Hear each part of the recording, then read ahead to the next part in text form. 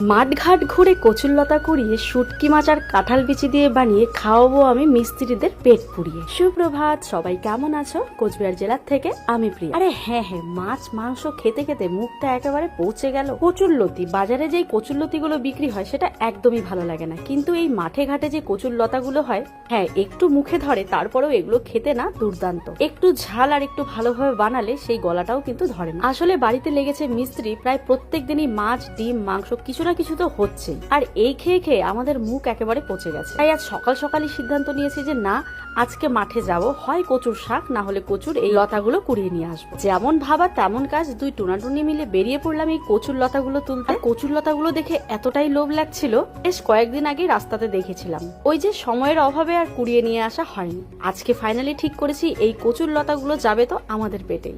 আর আজকে এই কচুর লতাগুলো রান্না হবে শুটকি মাছ আর কাঁঠালের বীজ দিয়ে। রান্না করতে করতে ওইদিকে ছোট ছেলে বিশাল কান্নাকাটি, তাই ওকে খাইয়ে দাঁড়িয়ে আস্তে আস্তে দেখি বর কিন্তু এদিকে রেডি করে নিচ্ছে, কারণ আজ না অনেকটা বেলা হয়ে গেছে এই কুড়িয়ে কাড়িয়ে রান্না করার জন্য। গ্রামে গঞ্জে তো সবজির কোনো অভাব নেই, তোমাদেরকে বলি বারবার, যেদিকেই তাকাবে সেদিকেই নানান রকম সবজি পাওয়া যায়। তবে একটু সময় সাপেক্ষের ব্যাপার, একটু সময় নিয়ে যদি কুড়িয়ে এনে রান্না করা যায় সেই খাওয়া তো অমৃত। আজকে কি কি রান্না হয়েছে দেখো, কচুর লতার একটু ভাজা ভাজা করেছি, সাথে মসুর ডাল আর হয়েছে সয়াবিনের তরকারি, সাথে ছেলের জন্য একটুখানি আলু ভাজা করছি। এদিকে মিস্ত্রিরা হাত মুখ ধুয়ে কিন্তু বসে আছে। বাড়িতে যেহেতু রঙের কাজ হচ্ছে বেশ কয়েকদিন থেকে, মিস্ত্রি দাদারা আর আমরা কিন্তু একসাথেই খাচ্ছি। অনেকেই কমেন্ট করো এত রান্না বান্নার চাপ নেওয়ার কি দরকার দুটো ছোট ছোট বাচ্চা নিয়ে। কথা বলতে যারা খাওয়াতে ভালোবাসে তাদের কাছে কোনো অজুহাত হয়। আমার মনে হয় দুপুরে আমরা ভাত খাবো আর মিস্ত্রি দাদারা কাজ করবে, সেটা দেখতে কেমন দেখায়। তো যাই বাড়াই না কেন, ডাল ভাতের পরিমাণটা একটু বেশি নিয়ে রান্না করতে সময় কিন্তু ওই একই লাগে, পরিমাণে একটু বেশি বানালে অসুবিধা কোথায়। যাই হোক, ওইদিকে মিস্ত্রি দাদাদের খাবার টাবার দিয়ে বাসন কোসন ধুয়ে নিয়ে চলে আসলাম ঘর বাড়ি ঝাড় দিতে। ঘর ঝাড় দিয়ে এবার উঠোনটাও ঝাড় দিয়ে নিচ্ছি, আর উঠোনে দেখো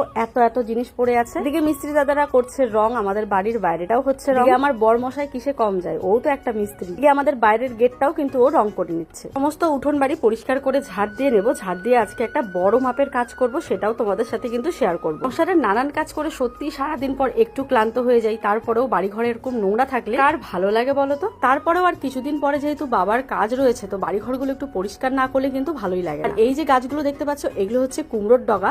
কুমড়ো গাছটা পুরো মরে গেছে বলে এরকম শুকিয়ে আছে। যাই হোক, এগুলোকে পরিষ্কার করে আমি ঝাড় দিয়ে ফেলে দিলাম। আর এইদিকে দেখো বাড়ির ভেতরটাও সুন্দর করে রং হচ্ছে। আস্তে আস্তে আমার এই সাদা বাড়িটা কিন্তু সুন্দর রঙিন হয়ে উঠছে। এইদিকে দেখো নতুন ঘরে ঢোকা মাত্রই সুন্দর সুন্দর ড্রেস তোমাদের সাথে শেয়ার করছি। পার্পল কালারের এই টু পিসটা অসাধারণ ছিল দেখতে, স্লিভলেস এর মধ্যে। তবে উপরে যে দুটো ফিতে দেখতে পাচ্ছ সেগুলো কিন্তু একদমই ফেক। নেক্সট হচ্ছে এই টু পিসটা, এটাও কিন্তু অসাধারণ ছিল। দুটো টু পিসের লিঙ্কই আমি কমেন্টে পিন করে দিচ্ছি, যারা ইনস্টা থেকে দেখছো কমেন্ট করো।